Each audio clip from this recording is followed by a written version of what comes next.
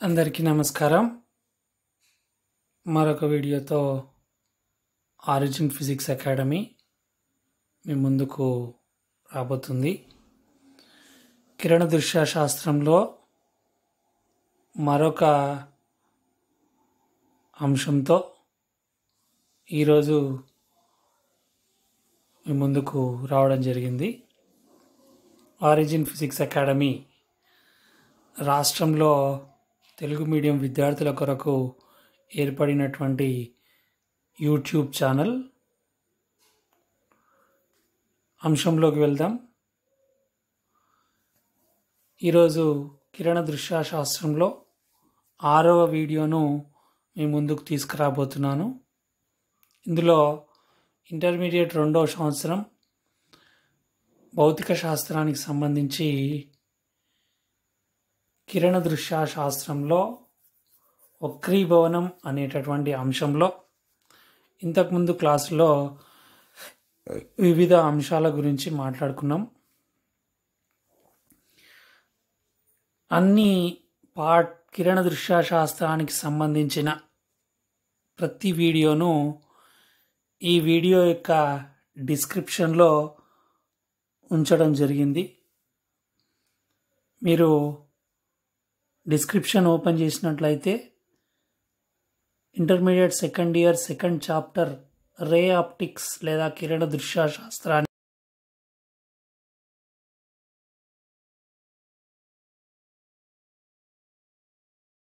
వచ్చు. 5 పార్ట్లని ఇంతకుముందు విడుదల చేయడం జరిగింది. ఈ వీడియోలో దృష్టి దోషాలు ఏ విధంగా ఏర్పడతాయి, అవి ఎన్ని రకాలు, వాటిని సవరించాలంటే ఏం చేయాలి, కటక నాభ్యంతరం ఏ విధంగా కనుక్కుంటాం, కటక సామర్థ్యం ఏ విధంగా కనుక్కుంటాం అనేటటువంటి అంశాలను ఈ వీడియోలో తెలుసుకుంటాం. ఇంతకుముందు క్లాసులో మనం వివిధ రకాలైనటువంటి పరావర్తనానికి సంబంధించి మరియు వక్రీభవనానికి సంబంధించి వివిధ రకాలైనటువంటి అంశాల గురించి వివరించుకోవడం జరిగింది. అన్ని రకాలైనటువంటి వీడియోలను వీడియో డిస్క్రిప్షన్లో ఇవ్వడం జరిగింది. మీరు ఖచ్చితంగా డిస్క్రిప్షన్ ఓపెన్ చేసినట్లయితే అన్ని వీడియోలను చూడొచ్చు. ఈరోజు క్లాస్లో దృష్టి దోషాల గురించి తెలుసుకోవాలి కాబట్టి దృష్టి దోషాల కంటే ముందు కన్ను ఏ విధంగా పనిచేస్తుంది, మానవుని యొక్క కన్ను ఏ విధంగా పనిచేస్తుంది అనేటటువంటి అంశాన్ని ముందుగా తెలుసుకుందాం. ఇక్కడ మనకి పటంలో కనిపిస్తున్నటువంటి భాగం మానవుని యొక్క కన్ను. మానవుని కన్నులో ఏ ఏ భాగాలు ఉంటాయి అనేది ఇక్కడ పటంలో చూపించడం జరిగింది.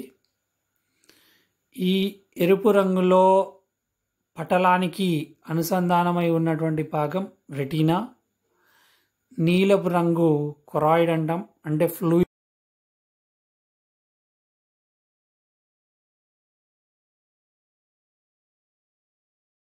పనిచేస్తుంది. ఇక్కడ కనిపిస్తున్నటువంటి ఆప్టికల్ నర్వ్ అంటే కంటి నరాలు మెదడుకు అనుసంధానమై ఉంటాయి. అదేవిధంగా ఐరిస్ అనేటటువంటి భాగం చాలా ముఖ్యమైనటువంటి భాగం.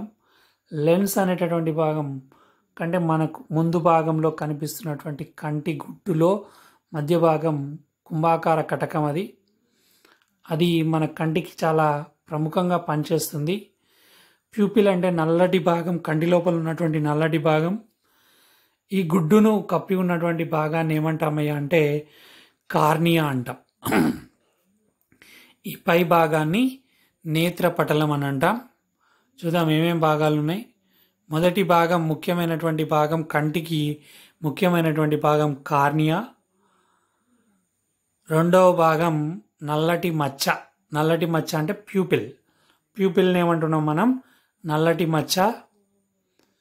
అదేవిధంగా మూడవ భాగం కంటి కటకం, లెన్స్. ముందుగా కుంభాకారంలో మన కంటి యొక్క కుంభాకార భాగాన్నే కంటి కటకము అని అంటాం. నాలుగవది సెల్రా. సెల్రా అంటే కంటి యొక్క కవచం, నేత్రపటలము అంటాం దీన్ని. ముఖ్యంగా ఏమంటాం? నేత్రపటలము. ఐదవ భాగం ఐరిష్. అంటే ప్రతి వ్యక్తికి లెన్స్కి మరియు సిలియరీ కండలాలకి మధ్య ఉన్నటువంటి ఆ ప్రాంతాన్ని ఏమంటామంటే ఐరిష్ అంటాం. మనకు ఆధార్ కార్డ్ దిగేటప్పుడు చేతి ముద్రలతో పాటు కంటి గుడ్డును కూడా కెమెరాలో బంధించడం జరుగుతుంది. ఆ కంటి భాగంలో కెమెరాలో బంధించేటటువంటి ప్రాంతం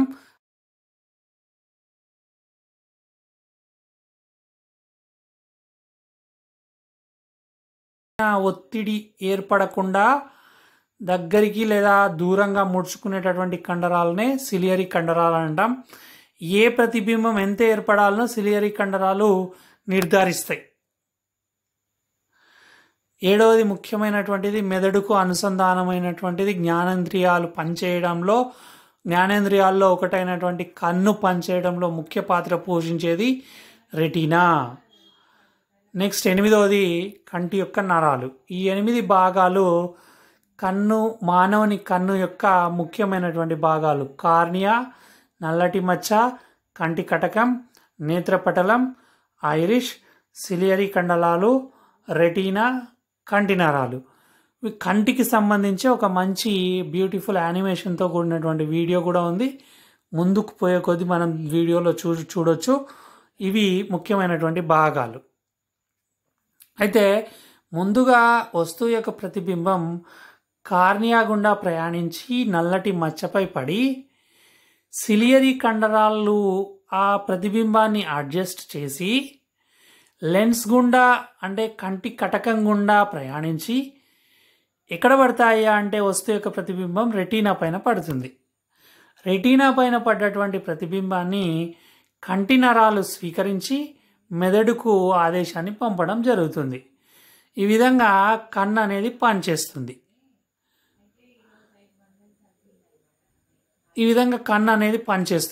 ముఖ్యంగా దృష్టి దోషాలు ఏ విధంగా ఏర్పడతాయి అంటే ముందుగా వస్తువు యొక్క ప్రతిబింబం అనేది కార్నియా గుండా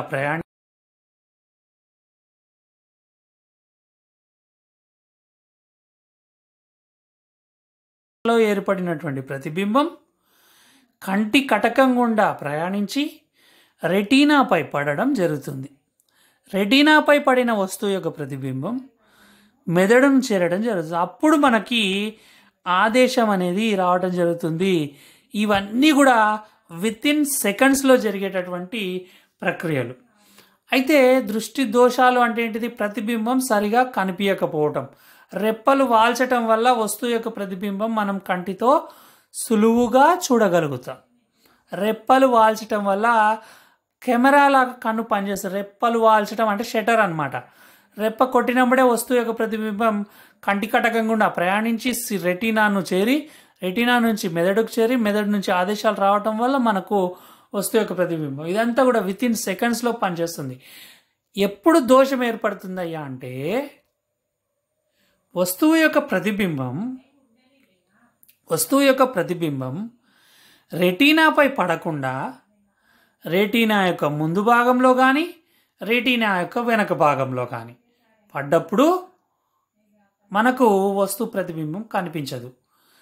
ముందు భాగంలో పడితే దూరపు వస్తువులు సరిగా కనిపించకపోవటం, రెటీనా వెనక భాగంలో ప్రతిబింబం పడితే దగ్గరి వస్తువులు సరిగా కనిపించకపోవటం అనేటటువంటి ప్రక్రియ జరుగుతుంది. పటం చూస్తున్నాం మనం. పటంలో పైవైపు ఉన్నటువంటి 2 పటాలు ప్రతిబింబాన్ని రెటీనాపై పడేస్తున్నాయి. సెకండ్ లైన్లో ఉన్నటువంటి ప్రతిబింబాలు ఒకటి ముందుగా రెటీనా యొక్క ముందు భాగంలో ఉంది, ఒకటి రెటీనా యొక్క వెనక భాగంలో ఉంది. చూడండి, సైజులు వేరే ఉన్నాయి. రెటీనా యొక్క పై పడకపోవడానికి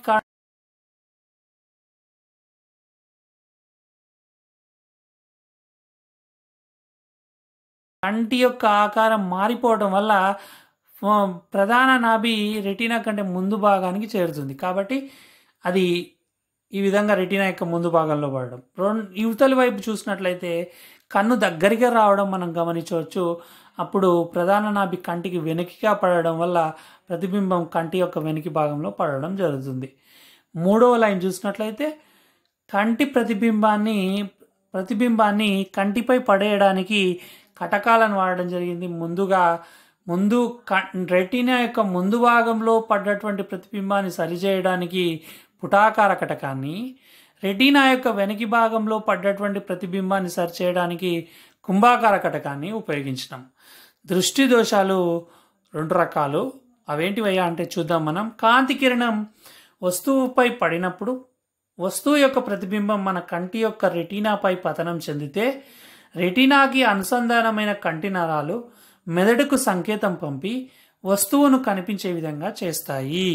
ఇంతకుముందు చెప్పినట్లుగానే ఒకవేళ వస్తువు ప్రతిబింబం రెటీనాపై పడకపోతే రెటీనాపై ఒత్తిడి ఎక్కువ కావటం వల్ల వస్తువును కంటితో సరిగా చూడలేం.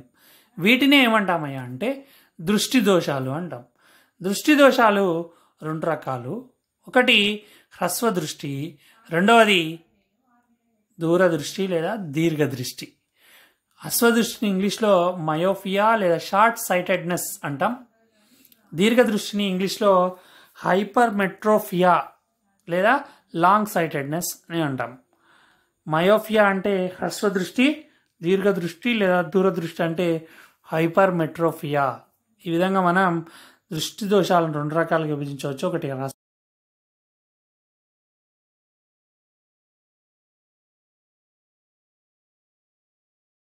పై పడకుండా రెటీనా యొక్క ముందు భాగంలో కానీ రెటీనా యొక్క వెనక భాగంలో కానీ వస్తువు యొక్క ప్రతిబింబం ఏర్పడితే దృష్టి దోషాలు ఏర్పడతాయి. రెటీనా యొక్క ముందు భాగంలో ఏర్పడితే హ్రస్వదృష్టి, రెటీనా యొక్క వెనక భాగంలో ఏర్పడితే దీర్ఘదృష్టి. ఈ దృష్టి దోషాలను సవరించడానికి కటకాలను వాడాలి. ఒక్కొక్క దాని గురించి క్లియర్గా చూద్దాం. మొదటగా హ్రస్వదృష్టి దోషము మయోఫియా. మరి హ్రస్వదృష్టి దోషం ఏర్పడినట్లయితే సవరణ ఏ విధంగా ఉంటుంది అంటే ప్రతిబింబం కనిపించడానికి కారణం ఏంటిది, అసలు ఈ దోషాలు అంటే ఏంది, సవరణలు అంటే ఏంది, ఇది అయిపోయిన తర్వాత మనం చెప్పుకుందాం. ఇక్కడ చూడండి ఫిగర్, మయోఫియాకి సంబంధించినటువంటి ఫిగర్ అంటే హ్రస్వదృష్టి దోషానికి సంబంధించిన ఫిగర్. మొదటి పటం నార్మల్ ఐ, సాధారణ కన్ను. సాధారణ కన్ను ఏ విధంగా ఉంటుంది, వస్తువు యొక్క ప్రతిబింబం కంటి కటకం గుండా ప్రయాణించి రెటీనాపై కేంద్రీకృతం కావటం వల్ల రెటీనా నుంచి కంటి నరాలు మెదడుకు ఆదేశం తీసుకుపోయి వస్తువును చూసేటట్లుగా చేస్తాయి. రెండో లైన్లో వస్తువు యొక్క ప్రతిబింబం కంటి కటకం గుండా ప్రయాణించి పైన ఉన్నటువంటి సాధారణ కన్ను కంటే కింద ఉన్నటువంటి సాధారణ కన్ను ఏమైంది, వెడల్పుగా కావడం జరిగింది. అంటే ఏమైందయ్యా అంటే రెటీనా వెనక్కిపోయింది, కంటి యొక్క ఆకారం మారింది. ఎందుకు మారింది, ఒత్తిడి వల్ల మారడం జరిగింది. ఆ ఒత్తిడి వల్ల మారడం వల్ల కంటిపైన వస్తు ప్రతిబింబం పడకుండా ముందు వైపు రెటీనా యొక్క ముందు వైపు వస్తు ప్రతిబింబం ఏర్పాటు కావడం జరిగింది. దీన్ని సవరించడానికి ఏం చేసినామయ్యా అంటే ఒక పుటాకార కటకాన్ని వాడినాం. పుటాకార కటకాన్ని వాడడం వల్ల డైవర్జెన్స్ లెన్స్ అంటాం. డైవర్జెన్స్ లెన్స్ పుటాకార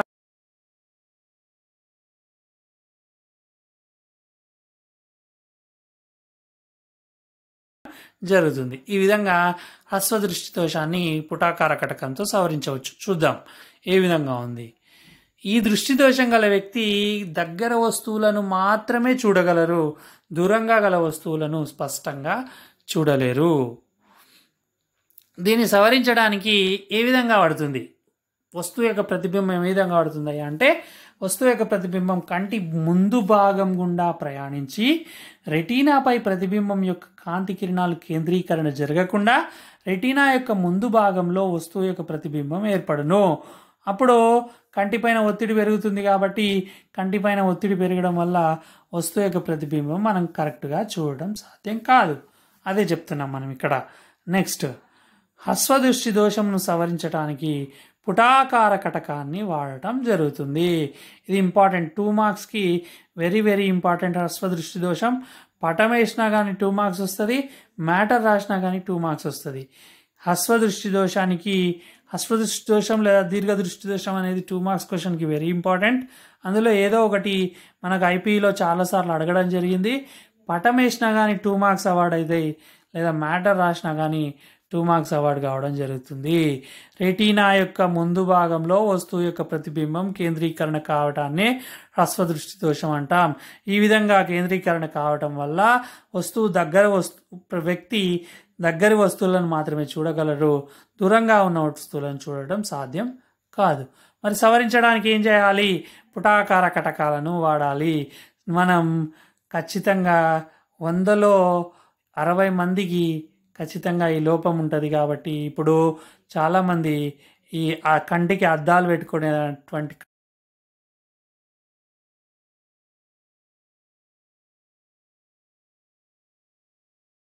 ఖచ్చితంగా హ్రస్వదృష్టి దోషం ఉంది అని చెప్పొచ్చు. అంటే కంటికి అద్దాలు ఉపయోగించే 80% వ్యక్తులకి హ్రస్వదృష్టి దోషం ఉంటుంది. కంటికి అద్దాలు ఉపయోగించే 80% హ్రస్వదృష్టి దోషం ఉన్నటువంటి వ్యక్తులు ఏ కటకాలను వాడతారయ్యా అంటే పుటాకార కటకాలను వాడటం జరుగుతుంది. నెక్స్ట్ దోషం, ఇది హ్రస్వదృష్టి దోషం అనేది చిన్న వయసు వారిలో అంటే 40 సంవత్సరాల వరకు హ్రస్వదృష్టి దోషం ఏర్పడుతుంది. 40 దాటితే హ్రస్వదృష్టి దోషంతో ఉండొచ్చు. దాంతోపాటు దూరదృష్టి దోషం కూడా ఏర్పడడానికి అవకాశం ఉంది. మీరు చిన్నపిల్లలు కాబట్టి మీకు ఈ దోషం అంటే మీకు ఉన్నటువంటి దోషం ఇది ఒక్కటే, దూరదృష్టి దోషం ఏర్పడదు సాధారణంగా. నెక్స్ట్ ఇంకొక రకమైనటువంటి దోషం దూరదృష్టి దోషం, దానికి సవరణ. ఇక్కడ పటం చూస్తున్నాం మనం. కన్ను అనేది సాధారణంగా ఉంది.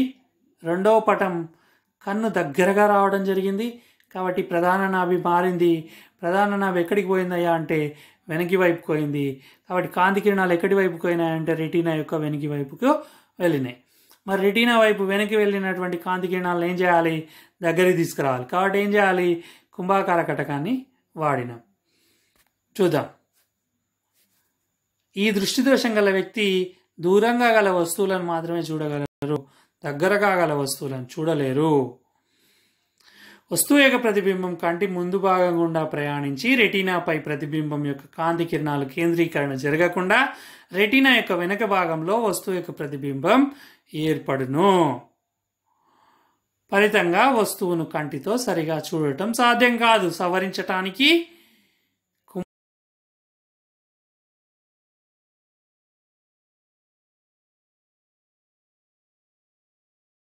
ఏర్పడును. అంటే మన ఇంటి దగ్గర ఉన్నటువంటి ముసలి వాళ్ళలో కంటి దోషం ఏర్పడితే అది దూరదృష్టి దోషం. చిన్నపిల్లల్లో దృష్టి దోషం ఏర్పడితే అది హ్రస్వదృష్టి దోషం. ఈ విధంగా చిన్నపిల్లల్లో వాడే కటకాలు పుటాకార కటకాలు, పెద్దవాళ్ళు అంటే ముసలి వాళ్ళు వాడే కటకాలు కుంభాకార కటకాలు. కొంతమందికి దూరదృష్టి దాంతోపాటు హ్రస్వదృష్టి రెండూ ఉంటాయి. అప్పుడు పుటాకార కుంభాకార కటకాలను కలిపి వాడటం జరుగుతుంది. ఈ విధంగా దృష్టి దోషాల గురించి చెప్పుకున్నాం. ఇప్పుడు దీనికి సంబంధించి ఒక మంచి వీడియో చూద్దాం.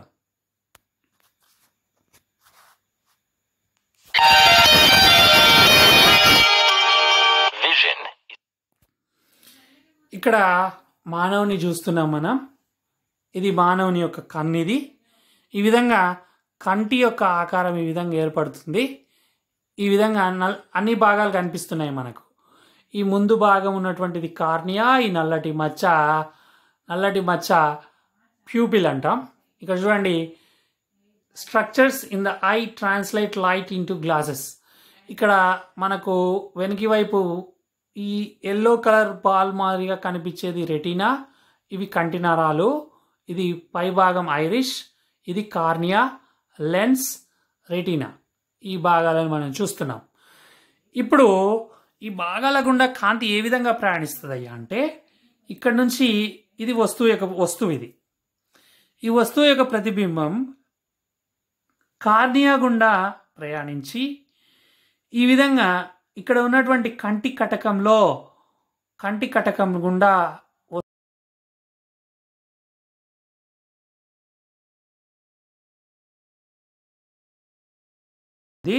రెటీనాపై పడటం జరుగుతుంది. రెటీనాపై పడినటువంటి కాంతి కిరణం వెనక్కి వెళ్తుంది. ఎక్కడ పడుతుందయ్యా అంటే వస్తువు యొక్క ప్రతిబింబం చిన్నగా అయ్యి రివర్స్లో రెటీనా పైన కేంద్రీకరణ కావడం జరుగుతుంది. రివర్స్లో అంటే తలక్రిందులైన ప్రతిబింబం రెటీనా పైన పడుతుంది. కార్నియా గుండా ప్రయాణించిన ప్రతిబింబం కార్నియాలో తలక్రిందులుగా పడి అది కంటి నరాల గుండా ప్రయాణించి రెటీనా పైన మళ్ళీ తలక్రిందులైన ప్రతిబింబం సరిగా మారటం జరుగుతుంది. అప్పుడు మెదడు మనకు సందేశాన్ని పంపి వస్తువు కనపడే విధంగా చేస్తుంది. అయితే ఈ విధంగా పడకుండా పోవడానికి కారణం ఏంటిదయ్యా అంటే మన కంటి యొక్క ఆకారం మారడం వల్లనే ఈ విధంగా ప్రతిబింబాలు ఏర్పడవు. ఇక్కడ చూడండి, కన్ను వెనక్కి జరిగింది, రెటీనా వెనక్కి జరగడం వల్ల దూరం ఎక్కువైనప్పుడు వస్తువు యొక్క ప్రతిబింబం ప్రయాణించి చూడండి, ఇప్పుడు కాంతి కిరణాలు ప్రయాణిస్తున్నాయి. కానీ ఎక్కడ కేంద్రీకరణ జరిగింది? ముందు భాగంలో నాభి. ఫోకల్ పాయింట్ అంటే ఏంటిది? నాభి ఎక్కడ ఉంది? ముందుకు వచ్చేసింది. రెటీనా పైన పడాల్సిన నాభి కంటి ఆకారం మారడం వల్ల ముందుకు రావడం జరిగింది. కాబట్టి రెటీనా దాన్ని గ్రహించినప్పుడు మనకు ఒత్తిడి ఎక్కువ కావడం జరుగుతుంది. అప్పుడు సవరించడానికి ఏం చేసినాం? పుటాకార కటకాన్ని వాడినాం. ముందు భాగంలో ఏర్పడిన ప్రతిబింబం వెనక్కి రావడం జరిగింది. ఈ విధంగా హ్రస్వదృష్టి దోషాన్ని ఈ విధంగా సవరించవచ్చు.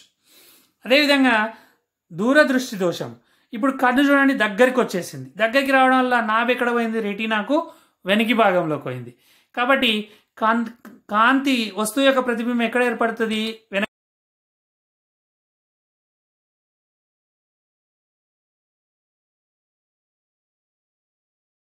అంటే కంటి పైన ఒత్తిడి ఎక్కువ కావడం వల్ల కంటి యొక్క ఆకారం మారటం వల్లనే ఈ విధమైనటువంటి అంశాలు ఏర్పడటం జరుగుతుంది. ఇప్పటి వరకు మనం దృష్టి దోషాలకు సంబంధించినటువంటి యానిమేషన్తో సహా వీడియోని చూడడం జరిగింది. ఇప్పుడు నాభ్యంతరం ఫార్ములాలు, దర్పణంలో నాభ్యంతరం ఏ విధంగా ఉంటుంది ఫార్ములా, కటకంలో నాభ్యంతర ఫార్ములా ఏ విధంగా ఉంటుంది అనేది ఒకసారి చూద్దాం. మనం కటక నాభ్యంతరం మరియు దర్పణ నాభ్యంతరానికి సంబంధించినటువంటి ఫార్ములాలు ఇవి. దర్పణ నాభ్యంతరం ఎఫ్తో సూచిస్తాం. సూత్రం 1/f = 1/u + 1/v. ఎఫ్ అంటే దర్పణ నాభ్యంతరం, యు అంటే దర్పణ కేంద్రం నుండి వస్తువు యొక్క దూరం, వి అంటే దర్పణ కేంద్రం నుండి ప్రతిబింబ దూరం. కటక నాభ్యంతరం ఫార్ములా. కటక నాభ్యంతరానికి దర్పణ నాభ్యంతరానికి తేడా మైనస్ వస్తుంది. వి ఎక్కువగా ఉంటుంది కాబట్టి ముందుగా వస్తుంది. 1/f = 1/v - 1/u. Darpana నాభ్యంతరం 1/f = 1/u + 1/v. కటక నాభ్యంతరం 1/f = 1/v - 1/u. ఎఫ్ అంటే కటక నాభ్యంతరం, యు అంటే కటక కేంద్రం నుండి వస్తువు యొక్క దూరం, వి అంటే కటక కేంద్రం నుండి ప్రతిబింబం యొక్క దూరం. అయితే ఎన్ని రకాలుగా దర్పణ నాభ్యంతరాన్ని కనుగొనవచ్చు అంటే ఇది ప్రాక్టికల్లో మనకు చాలా ఇంపార్టెంట్. ఈ పద్ధతిలో ప్రాక్టికల్స్ ఉన్నాయి. కుంభాకార కటకం, పుటాకార దర్పణం అని. దానికి సంబంధించి ఎన్ని రకాలుగా దర్పణ నాభ్యంతరాన్ని కనుక్కోవచ్చు? దూర వస్తువు పద్ధతి, యువి పద్ధతి, యువి గ్రాఫ్ పద్ధతి, 1/u 1/v గ్రాఫ్ పద్ధతి. ఇది దర్పణ నాభ్యంతరం కనుగొనేటటువంటి పద్ధతులు. అదేవిధంగా కటక నాభ్యంతరాన్ని కనుగొనే పద్ధతులు కొంచెం ఒకటి ఎక్కువగా ఉంటుంది. దూర వస్తువు పద్ధతి, యువి పద్ధతి, యువి గ్రాఫ్ పద్ధతి, 1/u 1/v గ్రాఫ్ పద్ధతి, వినిమయ నాబుల పద్ధతి. ఈ క్లాస్లో మనం ఏమేం చెప్పుకుంటున్నామని చెప్పినాం?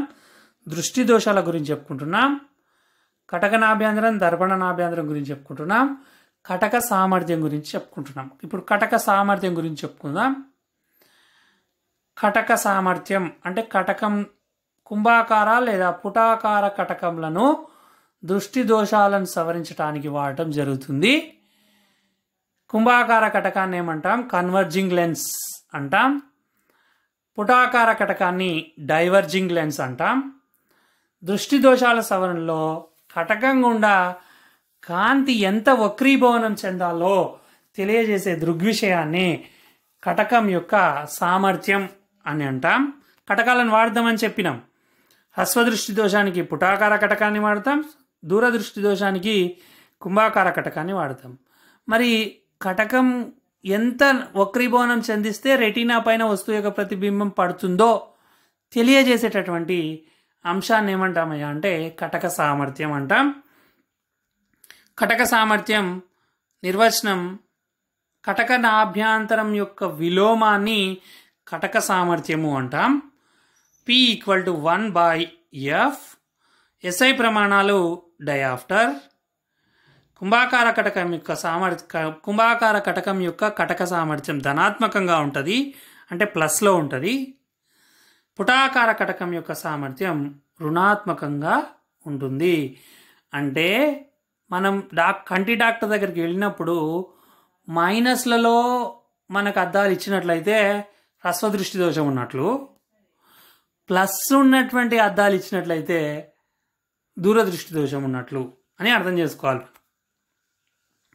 ఇది కూడా 2 మార్క్స్కి ఇంపార్టెంట్. కటక సామర్థ్యము అంటే ఏమిటి అని ఒక 2 మార్క్స్లో అడగడానికి అవకాశం ఉంది.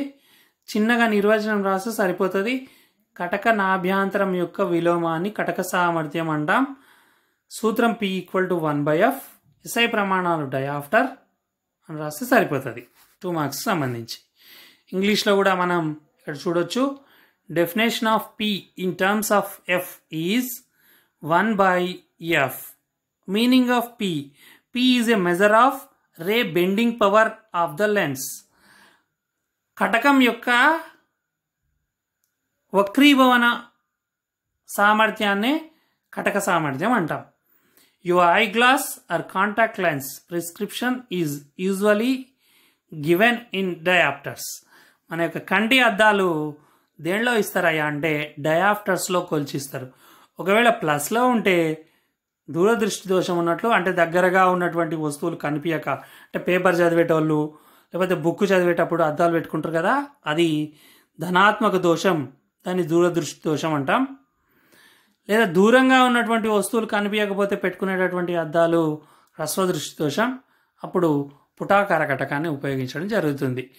కటక సామర్థ్యానికి ఇంకొక నిర్వచనం ఉంది, దాన్ని ఇక్కడ చూడొచ్చు మనం. కటక కేంద్రం నుంచి ఏకాంక దూరంలో పతనమైన కాంతిపుంజం కటకం ఏ కోణంతో అయితే అపసరణం లేదా అభిసరణం చెందిస్తుందో ఆ కోణం యొక్క టాంజెంట్ విలువనే కటక సామర్థ్యము అంటాం. ఈ రెండిట్లో ఏది రాసినా కానీ మనకు 2 మార్క్స్లో మార్క్స్ వస్తాయి. కానీ 2 మార్క్స్లో మార్క్స్ పరంగా కాకుండా మనం నిర్వచనం పరంగా పోయినట్లయితే ఇది యాక్చువల్ నిర్వచనం. కటక కేంద్రము నుంచి ఏకాంక దూరంలో పతనమైన కాంతిపుంజం కటకం ఏ కోణంతో అయితే అపసరణము లేదా అభిసరణం చెందిస్తుందో, అపసరణము అంటే ఏంటిదయ్యా అంటే ముందరున్నటువంటి కాంతిపుంజాన్ని కంటి రెటీనా పైకి తీసుకుపోవడం, అభిసరణము అంటే వెనక వైపు ఉన్నటువంటి కాంతిపుంజాన్ని రెటీనా వైపుకు తీసుకురావడం. ఈ విధంగా ఆ కోణం యొక్క టాంజెంట్ విలువ, ట్యాన్ విలువనే ఏమంటామయ్యా అంటే కటక సామర్థ్యం అంటాం. P = h/f = tan θ. హెచ్ విలువ 1 అయితే P = 1/f = tan θ. దీన్ని ఏమంటామయ్యా అంటే కటక సామర్థ్యము అంటాం. ఇంతటితో ఈ క్లాస్ అయిపోయిందని తెలియజేస్తూ thank you very much for watching this presentation. ఈ క్లాస్లో 3 2 మార్క్స్ క్వశ్చన్స్ ఉన్నాయి. 1 హ్రస్వదృష్టి దోషం, 2 దీర్ఘదృష్టి దోషం, 3 కటక సామర్థ్యం అనేటటువంటి 3 2 మార్క్స్ క్వశ్చన్స్ని ఎగ్జామ్లో మనం కంపల్సరీ ఎక్స్పెక్ట్ చేయవచ్చు. దాంతోపాటు my name is C Venkatakrishna. I'm working in government junior college Srirangapur, district Wanaparthy.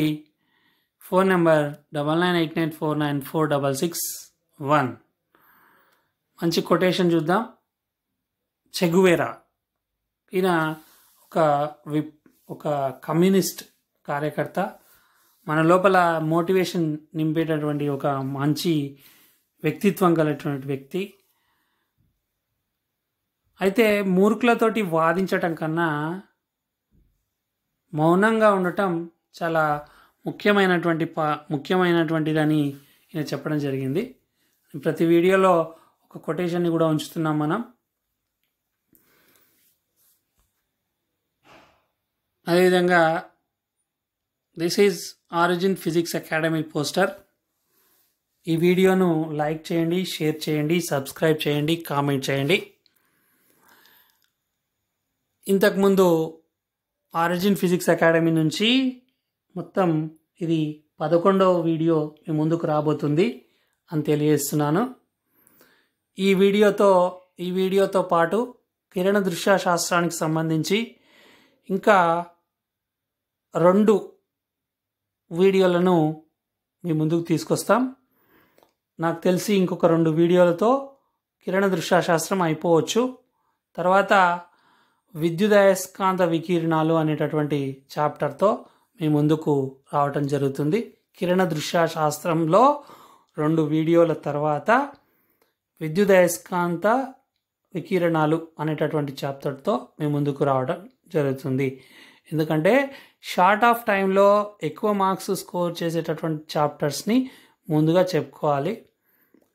కాబట్టి ఆ విధంగా చిన్న చాప్టర్ని ఎంచుకోవటం జరుగుతుందని చెప్పేసి తెలియజేస్తున్నాను.